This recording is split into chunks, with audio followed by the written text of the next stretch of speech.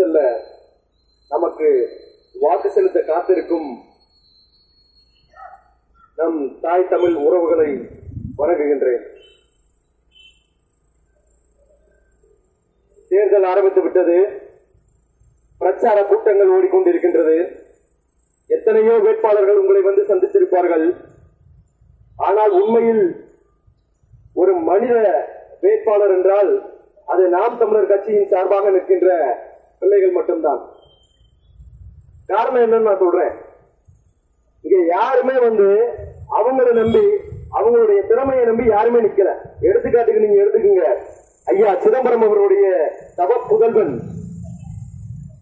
கார்த்திக் சிதம்பரம் ஐயா அவருடைய திறமையை நம்பி அவருடைய கட்சிக்காரர்களை நம்பி தமிழ் மக்களை நம்பி நிற்கின்றாரா? எனக்கு மனசாட்சியை தொட்டு யாராவது சொல்லுங்க. அவர் ₹1 கொடுக்காம இங்க ஒரு ஓட்டு வாங்கிட முடியுமா? மனசாட்சியை தொட்டு நீங்களே கூட கேட்டு பாருங்க. அவரை நம்பி அவருடைய கட்சிக்காரங்களை நம்பி இந்த தமிழ் மக்களை நம்பி அவரு இந்த களத்தில் நிற்கிறாரா? நல்லா யோசிச்சு பாருங்க. 2வது பெரிய கட்சி ஐயா ஹச் ராஜா அவரும் நிற்கிறாரு. அவரும் பணம் இல்லாம ₹1 இல்லாம அவரும் இங்க ஓட்டு வாங்கி அவர் ஜெயிக்க முடியுமா? அவர் ஜெயிக்கவே முடியாது, வாய்ப்பே இல்லை. அது 2வது விஷயம். பணம் இல்லாமல் எந்த கட்சிக்காரர்களாவது இங்க எங்க முன்னாடி நிக்கிறதுக்கு அருகதை இருக்கா, தைரியம் இருக்கா, தெம்பு இருக்கா, திராணி இருக்கா? ஒருத்தர் வந்து சொல்லுங்க பாப்பீங்க. யாருக்கும் முடியாது. அப்படியே சொன்னாலும் வீண் பேச்சு வாய்க்கு. ஏன்னா கண்டிப்பா 2 மணி ஆனாலும் சரி 3 மணி ஆனாலும் சரி எல்லாருமே கண்டிப்பா வாக்காளர்களுக்கு பணம் கொடுத்துருவோம், அதையும் வாங்கிக்கிட்டு நம்ம மக்கள் நமக்கு ஓட்டு போட்டுருவாங்க அப்படின்ற எண்ணத்தை தவிர வேற என்ன எண்ணம் இருக்கு உங்களுக்கு? மக்களுக்கு உண்மையான சேவை செய்ய நீங்க வந்திருக்கீங்களா? கிடையாது. ₹500 கொடுத்து ₹5000 சம்பாதிக்கிறதுக்கு வர்றீங்க. நான் ₹5000 சும்மா பேசி சொல்றேன், மன்னிச்சிருங்க. இல்லையா ₹5000 இல்ல, பல கோடி, எத்தனையோ கோடி நம்மளால என்ன விட முடியாது. ஒருத்தர் கடை வைக்கிறாரு, ₹5000 முதல் போட்டு வைக்கிறாருன்னா அவர் எதுக்கு அந்த ₹5000 முதல் எதுக்கு போடுறாரு? ₹10,000 ஒரு ₹15,000 லாபம் வரும் தானே போடுறாரு. அப்ப நம்மகிட்ட வாக்கு வாங்க வர்றவங்க ₹500 ₹1000 நம்மகிட்ட கொடுக்குறாங்கன்னா எதுக்கு அந்த ₹500 ₹1000 கொடுக்குறான்? பிச்சைக்காரன் கொடுத்தா வாங்கிக்கிறான்.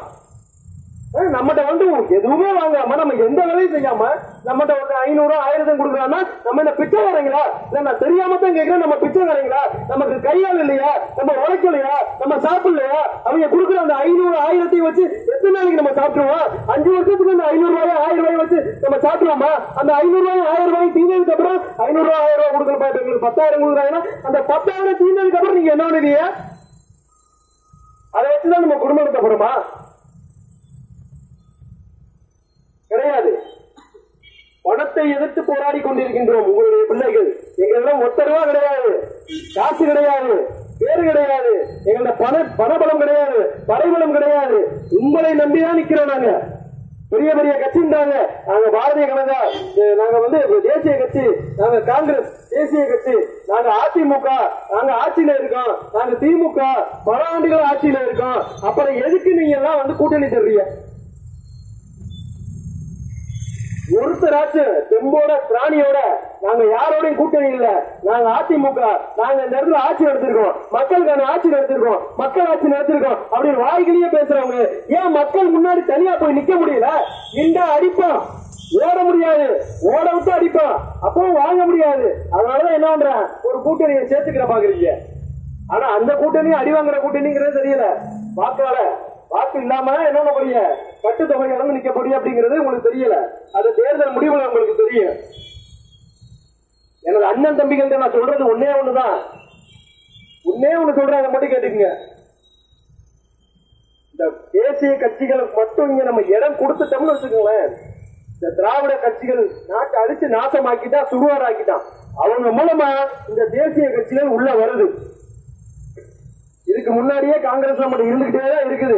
இந்த தொகுதியில ஐயா பாச்சிதவர மத்திய அமைச்சர் ஒரு முக்கியமான அமைச்சரா இருவாரு. என்ன செஞ்சாரு அவரு? சொல்ற மாதிரி என்ன செஞ்சாருங்க சொல்ல முடியுமா அவரு?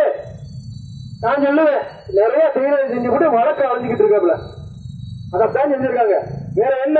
அதை கேட்க முடியாது. கேட்டா அவங்கள்ட்ட பணபலம் இருக்கு, அரசியல் பலம் இருக்கு, நம்ம தனி மனிதர் எப்படி போய் கேட்கறது அப்படின்னு நீங்க பயந்து பயந்து பயந்து பயந்து அந்த பணம் அவர்களுக்கு என்ன ஆகி போச்சு? வாக்கா மாறிடுச்சு, வாழ்க்கையா மாறிடுச்சு, நமக்கு சாபமாயிருச்சு. அந்த பணத்தை ஒழிக்கிறதுக்குதான் நாம் தமிழர் பிள்ளைகள் கையில அதிகாரம் வரணும். அதுக்கு உங்களுடைய ஒவ்வொரு வாக்கும் முக்கியம். நான் போடுற ஒரு வாக்குனால என்ன தம்பி ஆயிர போகுது அப்படின்னு கேட்காதீங்க. நீங்க போடுற ஒரு வாக்குனால, நீங்க எனக்கு போடுற அந்த ஒரு வாக்குனால, நமக்கு போடுற அந்த ஒரு வாக்குனால, இந்த விவசாயி சின்னத்துல போடுற ஒரு வாக்குனால என்ன ஆயிர போகுது இருக்கிறீங்க. அதே மாதிரி நீங்க அவங்களுக்கு நம்ம உங்களுக்கு காங்கிரஸுக்கோ இல்ல பிஜேபிக்கோ நீங்க போடுற ஒரு வாக்குனால அவங்களுக்கு என்ன ஆயிட போகுது? நீங்க ஒரு வாக்கு போடாதனால அவங்களுக்கு என்ன ஆயிட போகுது? அவங்க எத்தனையோ வாக்கு போட்டு வாக்கு வாங்கி ஜெயிச்சுட்டு போறாங்க. நீங்க உங்களுடைய ஒரு வாக்கு எங்களுக்கு கொடுங்க, மான தமிழ் பிள்ளைகளுக்கு கொடுங்க, கரைபடியாத கைகளுக்கு கொடுங்க, இந்த போராடுற பிள்ளைகளுக்கு கொடுங்க. அந்த ஒரு வாக்க கொடுங்க, உங்களுடைய ஒரு வாக்க கொடுங்க. அது போதும் எங்களுக்கு, வேற எதுவும் வேணாம். உங்களுடைய ஒரு வாக்கு. எங்கட காசு கிடையாது, எங்கட பணம் கிடையாது, எங்கட அடியாட்கள் கிடையாது, எங்களுடைய பெரும் கூட்டம் கிடையாது. ஒரே ஒரு வாக்கு, உங்களுடைய ஒரே ஒரு வாக்கை மட்டும் நீங்க கொடுத்து பாருங்க. அப்புறம் உங்களுடைய வாழ்க்கையையும் உங்க நாட்டையும் பாருங்க. என் அன்பார்ந்த தம்பி தங்கைகளே, என் தாய் தந்தையர்களே, கொஞ்சம் நினைச்சு பாருங்க. அனிதா எவ்வளவு படிச்சிருப்பா அப்படின்னு நினைச்சு பாருங்க. எவ்வளவு 1900க்கு மேல மதிப்பெண் எடுத்த ஒரு பொண்ணு இன்னைக்கு மருத்துவர் ஆக முடியலன்னு சொல்லி, இனிமேலும் இது மாதிரி எந்த பிள்ளைக்கு வந்துடக்கூடாதுன்னு சொல்லி தூக்கு போட்டு செத்து போனா அவருக்கு பதில் சொல்லணும். யாரும் வச்சுக்கீங்க, அவருடைய சாவு யாரையும் சும்மா விடாது. அவருடைய சாவு அர்த்தமில்லாம போயிடக்கூடாது. ஆசிஃபா அந்த கொடுமையெல்லாம் சொல்லவே முடியாது. அந்த பெண்ணை எப்படி ஆசிஃபாவுடைய தந்தை சொல்றாரு, என்ன சொல்றாரு?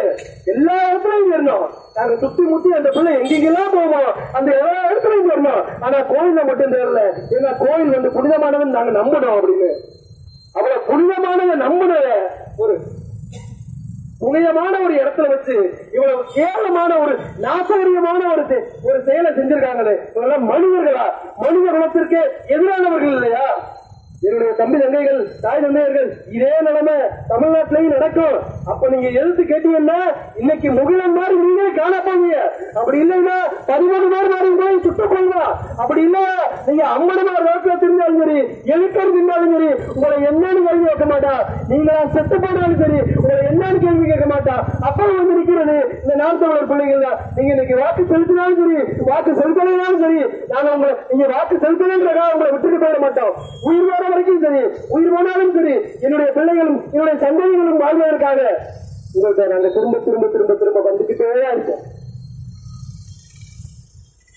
அரசியல் அதிகாரம் வரணும். அரசியல் அதிகாரம் இல்லைன்னா நம்ம கத்துக்கிட்டே தான் இருக்க முடியும். நம்ம இந்த கத்துல இருந்து நம்மளுடைய அரசியல் அதிகாரம் வரணும். நம்மளுடைய உரிமைகளை நிலைநாட்டணும். நமக்கான தேவைகளை கேட்டு பெறணும்னா நம்மளுடைய பிள்ளைகள் நம்மள கடந்த அடி வாங்கி மிதி வாங்கி நஞ்சு பிஞ்சு போன பிள்ளைகள் இருந்து ஒரு பிள்ளை என்ன பண்ணணும்? மேல வரணும், பாராளுமன்றத்துக்கு போகணும், சட்டமன்றத்துக்கு போகணும், நமக்கான உரிமைகளை கேட்கணும். அதை குறுக்கலைன்னா அவன் குறுக்கிற வரைக்கும் கேட்கணும்.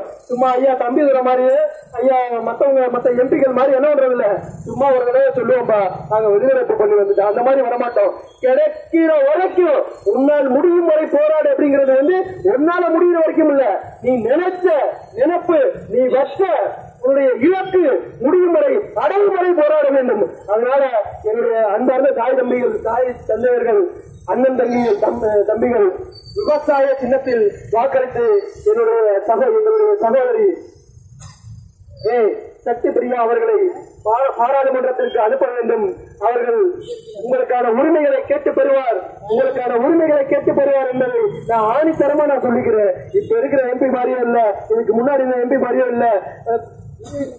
பாராளுமன்றத்துக்கு அனுப்பி ஒரு வாரத்தை கூட பேசாம இருக்கிற எம்பி மாதிரி இருக்க மாட்டாங்க. நமக்கான உரிமைகளை கேட்டு பெறுவாங்க. பெண் வேட்பாளர் அவங்களுக்கு உங்களுடைய முழுக்க உங்களுடைய ஆதரவை கொடுக்கணும். எங்களுடைய கரங்களை நீங்கள் வலுப்படுத்தும் பொழுதுதான் நமக்கான உரிமைகள் நமக்கு கிடைக்கும். நம்ம கேட்டுக்கிட்டே இருந்தா கிடைக்காது. நமக்கான அரசியல் அதிகாரம் நமக்கு என்னைக்கு வருதோ அன்னைக்கு தான் நமக்கான வெடிவாரம் கிடைக்கும். அதனால நீங்க என்ன பண்ணுங்க, விவசாயி சின்னத்திற்கு வாக்களிங்க, மறந்துடாதீங்க. விவசாயி சின்னத்துக்கு வாக்களிங்க, விவசாய சின்னத்துக்கு வாக்களிங்க. அருமை சகோதரி திருமதி சத்யபிரியா அவர்களுக்கு வாக்களிங்க.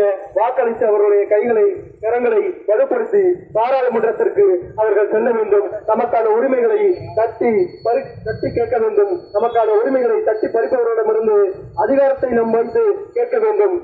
எனக்கு வாய்ப்பளித்தமைக்கு நன்றி. நாம் தமிழர்.